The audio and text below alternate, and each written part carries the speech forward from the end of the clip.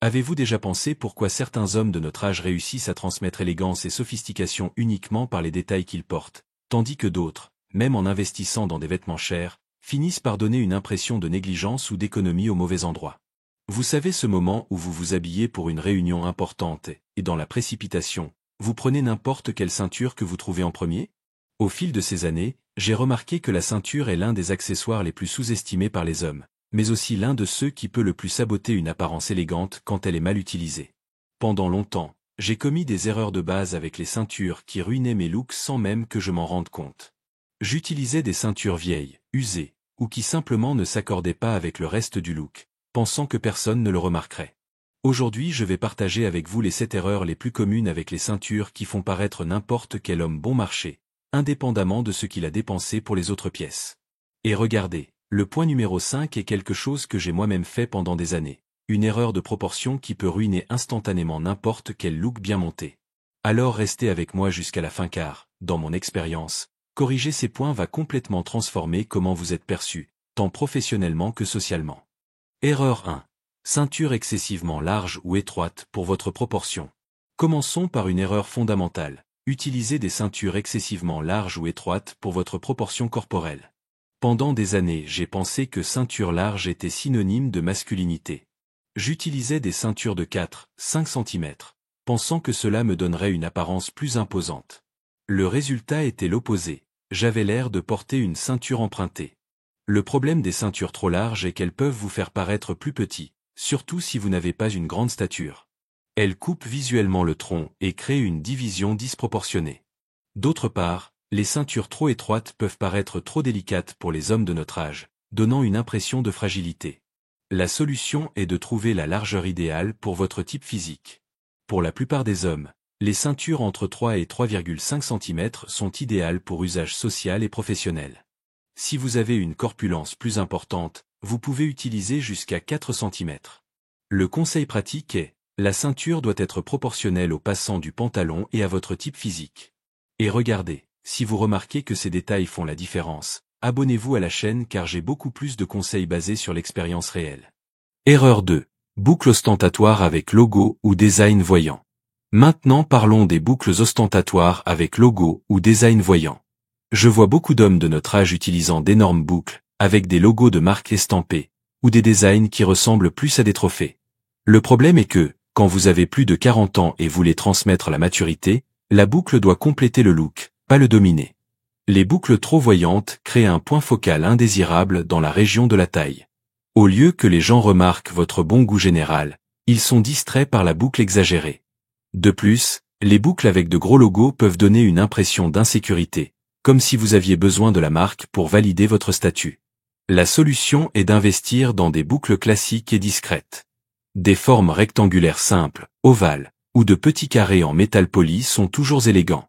La règle d'or est, si la boucle attire plus l'attention que le reste du look, elle est probablement trop exagérée.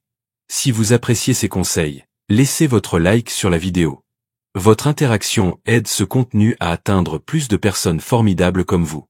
Erreur 3. Désalignement entre la couleur de la ceinture et des chaussures. Cette erreur est basique, mais je la vois encore constamment. Désalignement entre la couleur de la ceinture et des chaussures. La règle est simple. Chaussures noires toujours avec ceinture noire, chaussures marron toujours avec ceinture marron. Pas besoin d'être exactement la même teinte, mais elles doivent être dans la même famille de couleurs. Le problème est quand vous utilisez une chaussure marron avec une ceinture noire, ou vice-versa. Cela crée une dissonance visuelle qui brise l'harmonie du look et peut donner une impression de négligence.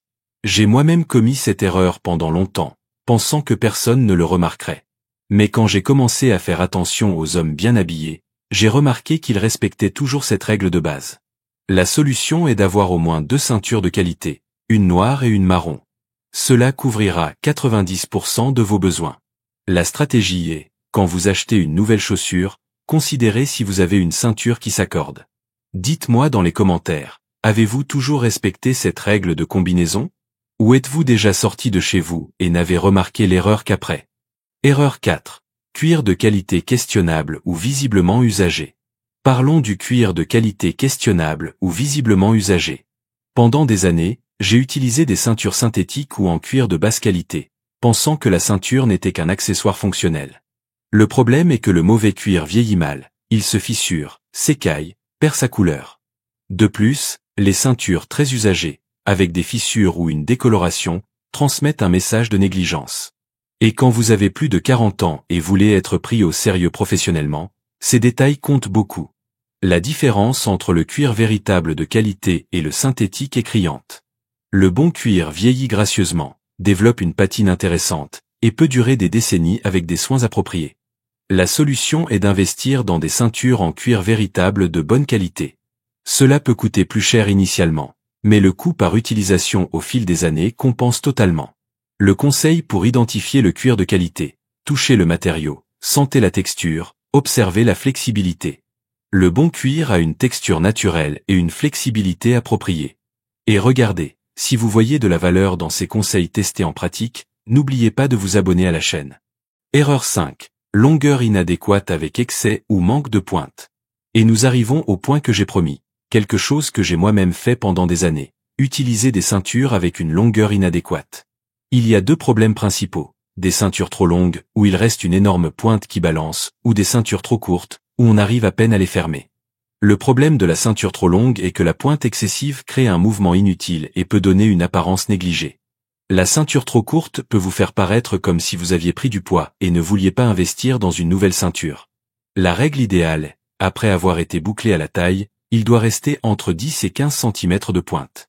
Cela permet à la pointe de passer par le premier passant et de se positionner discrètement. Le conseil pratique est, quand vous achetez une ceinture, mesurez votre vraie taille et ajoutez 15 cm. C'est la longueur totale idéale de la ceinture. Si vous avez une ceinture trop longue que vous aimez, un cordonnier peut la raccourcir. Laissez dans les commentaires: avez-vous déjà eu un problème avec la longueur de ceinture? Comment avez-vous résolu cette question? Erreur 6. Ceinture réversible de construction compromise. Maintenant parlons des ceintures réversibles de construction compromise. L'idée des ceintures réversibles est attirante, une ceinture qui sert pour deux couleurs. Le problème est que la majorité sacrifie la qualité pour la fonctionnalité. Les ceintures réversibles ont généralement des coutures plus fragiles, du cuir plus fin, et des boucles qui ne s'ajustent pas bien. De plus, le mécanisme de réversion peut échouer avec le temps. Un autre problème est que rarement les deux couleurs ont la même qualité de finition. Une reste toujours meilleure que l'autre, et vous finissez par n'utiliser qu'un seul côté. La stratégie qui fonctionne mieux est d'investir dans deux ceintures séparées de bonne qualité. Cela coûtera un peu plus, mais chacune durera beaucoup plus et aura une apparence supérieure. Erreur 7. Incohérence stylistique entre ceinture et reste du look. Et nous arrivons à la dernière erreur: incohérence stylistique entre la ceinture et le reste du look. Je parle d'utiliser une ceinture très formelle avec des vêtements décontractés, ou une ceinture très décontractée avec des vêtements formels. Par exemple, utilisez une ceinture sociale en cuir poli avec un jean et un t-shirt. Le problème est que cette incohérence crée une apparence déconnectée, comme si vous aviez monté le look à la hâte ou ne compreniez pas les codes vestimentaires appropriés. La solution est d'avoir des ceintures appropriées pour différentes occasions. Une ceinture sociale en cuir poli pour les costumes et vêtements formels. Une ceinture décontractée en cuir avec finition plus rustique pour les jeans. La règle est: le niveau de formalité de la ceinture doit s'accorder avec le niveau de formalité du reste du look.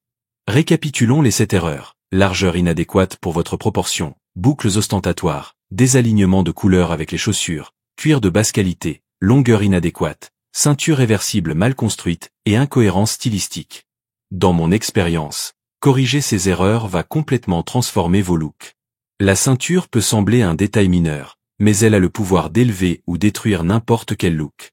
Souvenez-vous, investir dans 2 ou 3 ceintures de qualité est infiniment mieux que d'avoir une collection de ceintures bon marché qui ne rendent pas justice à votre position sociale et maturité. Et alors, laquelle de ces erreurs avez-vous déjà commise? Quel sera le premier changement que vous allez faire dans votre garde-robe?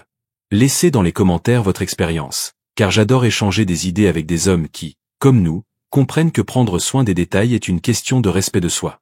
Si le contenu a été utile, n'oubliez pas de vous abonner à la chaîne. Et restez connectés car dans la prochaine vidéo je vais montrer comment choisir la ceinture parfaite pour chaque type de corps et occasion. À bientôt! Si vous êtes arrivé jusqu'ici, c'est parce que vous prenez au sérieux l'amélioration de votre style. Alors j'ai préparé cette prochaine vidéo pour que vous la regardiez. C'est le pas parfait pour que vous continuiez à évoluer. Et jetez un œil à cette playlist aussi. Elle contient une carte complète pour s'habiller comme un vrai gentleman au-dessus de 40 ans. Stylé, élégant et puissant tous les jours. Jusqu'à la prochaine vidéo.